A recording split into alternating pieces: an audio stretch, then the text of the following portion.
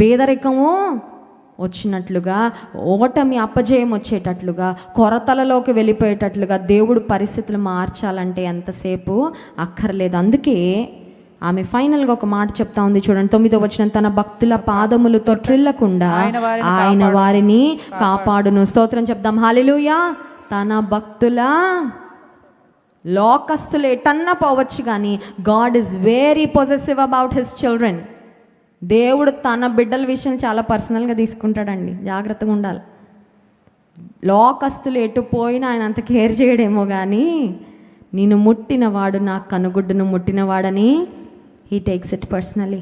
సౌలు దేవుని ప్రజలను హింసిస్తూ ఇబ్బంది పెడుతూ చెలరేగిపోతూ ఉంటే అడ్డుకోలేదా దేవుడు? ఆపలేదా? జోక్యం చేసుకోలేదా? సౌలుకు బుద్ధి చెప్పలేదా?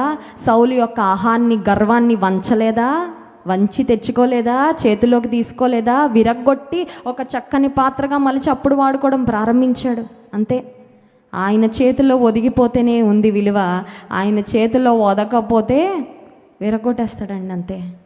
తన భక్తుల పాదములు తొట్రిల్లకుండా ఆయన వారిని, ప్రియమైన సహోదరి, ప్రియమైన సహోదరుడా, నా పిల్లల జోలికి రావద్దంటారు కదా కొన్నిసార్లు. మనం ఎవరైనా 2 పిల్లలు కొట్టుకుంటా ఉంటే మన పిల్లల్ని వెళ్ళి మనం ఎంత బాగా డిఫెండ్ చేసుకుంటామండి. మా అమ్మాయి అలాంటిది కాదండి, మీ అబ్బాయే, మీ అమ్మాయి అని మనం ఎలా ఫైట్ చేస్తాం?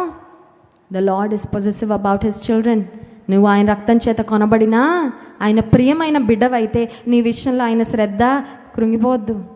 అన్న విషయంలో తీసుకోలేదా దేవుడు శ్రద్ధ? ఆమె శత్రువుల మీద అతిశయించేటట్లుగా ఆమెను దేవుడు హెచ్చించలేదా? ఆమె శత్రువులను చూసి ఆమె నవ్వే స్థితికి ఆమెను దేవుడు ఎగ్జాల్ట్ చేయలేదా? గనపరచలేదా? గనపరిచాడు. ఇంకొక మాట 10వ వచనం, యెహోవాతో వాదించువారు, స్తోత్రం చెప్దాం, హల్లెలూయా.